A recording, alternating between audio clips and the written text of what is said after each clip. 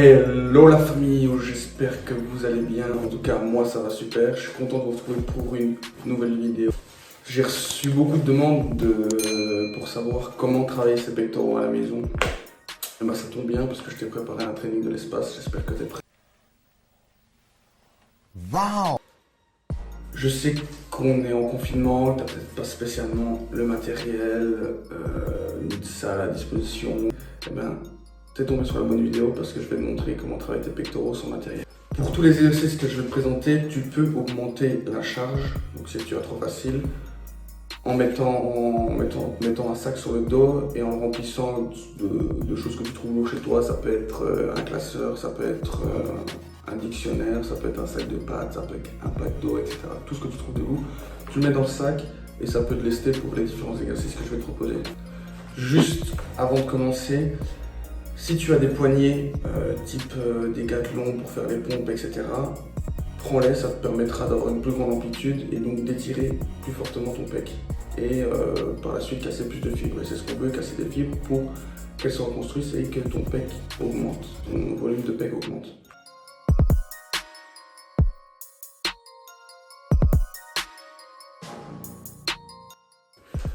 Bon, go, on rentre dans le vif du sujet. Je vais te montrer comment bien effectuer une pompe. D'abord, je te montre comment bien l'exécuter, puis après je te montrerai les exercices, ok?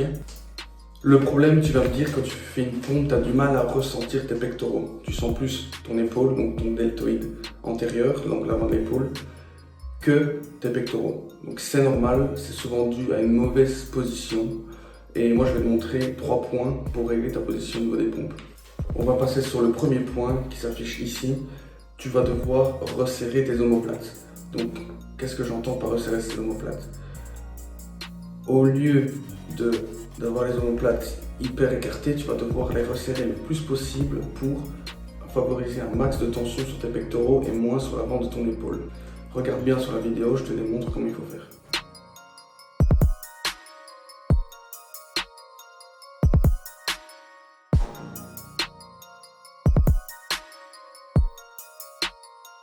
Deuxième point, tu vas devoir positionner tes épaules vers l'avant.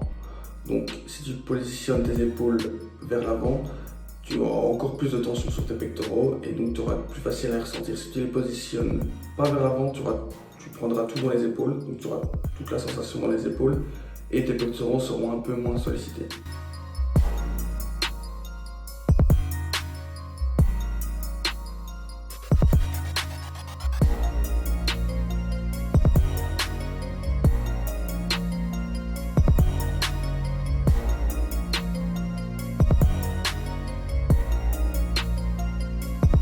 Et le dernier point, c'est que tu vas devoir avoir un bon alignement. Donc les fesses ne sont pas trop hautes ni trop basses, tu ne creuses pas dans le dos, tu essaies d'être le plus droit possible.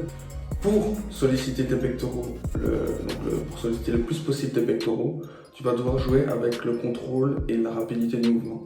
Je vois certains qui font leur pompe le plus vite possible, etc. C'est bien si tu es dans une optique d'augmenter ton explosivité ou tu es dans une optique d'endurance musculaire. Par exemple, ceux qui font des longues séries de pompes, c'est bien. Si tu es dans une optique d'endurance musculaire, nous on n'est pas dans une optique d'endurance musculaire. Nous, ce qu'on veut, c'est attraper du volume au niveau des pectoraux. Donc, qu'est-ce qu'on fait? On contrôle le mouvement. On sera dans des fourchettes entre 8 et 15 répétitions, ça je t'en reparle après pour les exercices. Mais tu contrôles toujours le mouvement. Tu auras toujours une phase positive et une phase négative. Donc la phase positive est dite concentrique, donc c'est celle que tu montes. Elle doit être explosive, donc quand tu montes, tu es le plus explosif possible. Et quand tu descends, tu dois la retenir dans la phase négative qui est appelée excentrique. Tu dois la retenir le plus possible, 3-4 secondes, 5 secondes. Tu la retiens, hop, explosif. Tu retiens, hop, explosif, voilà. Maintenant, je vais t'expliquer comment j'ai construit la séance de pectoraux. Donc, il faut savoir que le muscle du pectoral, tu peux le séparer en 3 parties. Donc, il y a la partie claviculaire qui est dite la partie haute, la partie centrale et la partie basse des pectoraux. Pour avoir un entraînement complet au niveau des pectoraux, je travaille toujours mes pectoraux dans les 3 parties. Donc je travaille toujours ma partie haute, ma partie centrale et ma partie basse. Donc on va commencer par le premier exercice qui est un exercice pour travailler ton haut des pecs, la partie claviculaire. Cet exercice, c'est les pompes surélevées. Alors, les pompes surélevées seront plus dures que les pompes classiques parce que le poids sera plus important. Comme tu es surélevé, tu mets plus de poids au niveau de tes bras et donc ce sera plus difficile pour toi d'effectuer l'exercice. Mais si tu es encore trop facile, tu peux toujours lester comme je t'ai expliqué auparavant. Tu vas travailler dans des fourchettes de 8 à 15 répétitions. Pourquoi 8-15 répétitions? Parce que si tu es en dessous de 8 répétitions, c'est que l'exercice est trop difficile pour toi et que tu dois diminuer soit de la charge ou diminuer l'exercice, le niveau de l'exercice. Si tu es au-dessus de 15 répétitions, c'est que là c'est trop facile pour toi et tu dois augmenter les poids.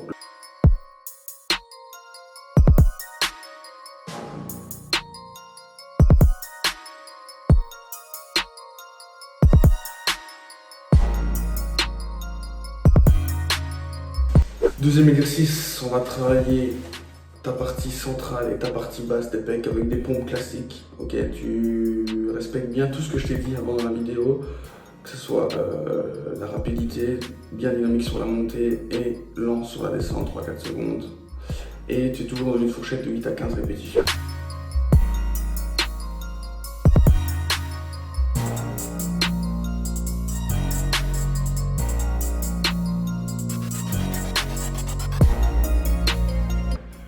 Pour le troisième exercice, c'est un des exercices que j'adore faire, c'est les dips. Donc les dips, c'est un exercice assez complet qui travaille à la fois surtout ton bas des pectoraux, mais ça travaille aussi tes dips et tu travailles aussi les épaules. Okay, pour faire des bonnes dips, tu dois pencher ton corps vers l'avant. Donc si tu penches ton corps vers l'avant, tu auras plus tendance à travailler ton bas des pectoraux. Si tu ne le penches pas vers l'avant, tu en prendras plus dans les épaules et dans les triceps. Okay, donc les dips, tu trouveras bien 2 chaises pour aller faire tes dips. Donc moi j'ai pris 2 chaises. Tu t'arranges comme tu peux, tu essaies de trouver. Je pense que tu as le matériel, tu as les chaises à la maison pour travailler cet exercice. Et franchement fais-le parce que c'est un exercice où j'ai des hyper bonnes sensations. Un exercice où ça m'a permis vraiment de développer mon bas des pecs.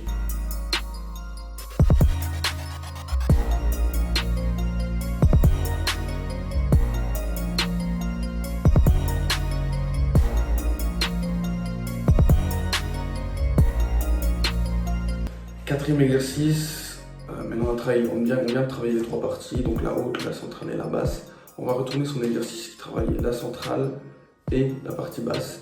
Okay, c'est des pompes en unilatéral. Donc les pompes unilatérales, c'est une forme de travail différente. Tu travailles sur une main, mais ma façon de travailler, ça permet de travailler tes fibres différemment.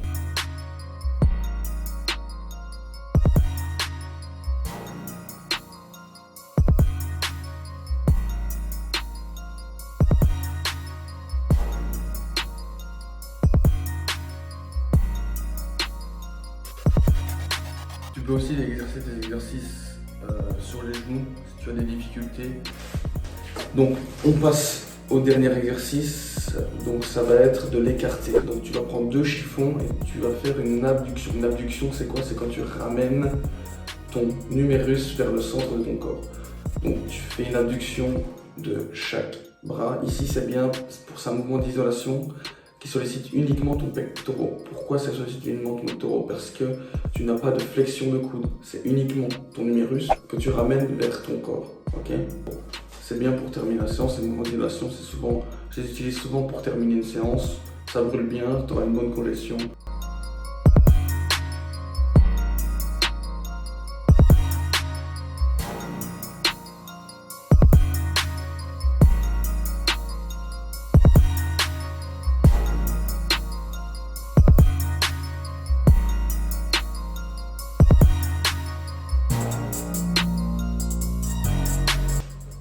Donc ta séance est finie, donc elle est constituée de 5 exercices avec 3 séries pour chacun, de 8 à 15 répétitions. Pense bien toujours à ta position, à ta forme, bien serrer les omoplates, avoir les épaules vers l'avant, avoir un bon alignement. Tu fais attention à tout ça et normalement il n'y a pas de problème. Donc la vidéo est terminée, n'hésite pas à mettre un j'aime, à partager autour de toi parce que je pense que ça pourra aider beaucoup de personnes qui te demandent comment bien travailler ses pectoraux sans matériel. On n'a pas tous la chance d'avoir un peu de matériel chez soi pour les travailler. Donc du coup, si ça peut aider des gens, n'hésite pas. Et sur ce, peace la fin.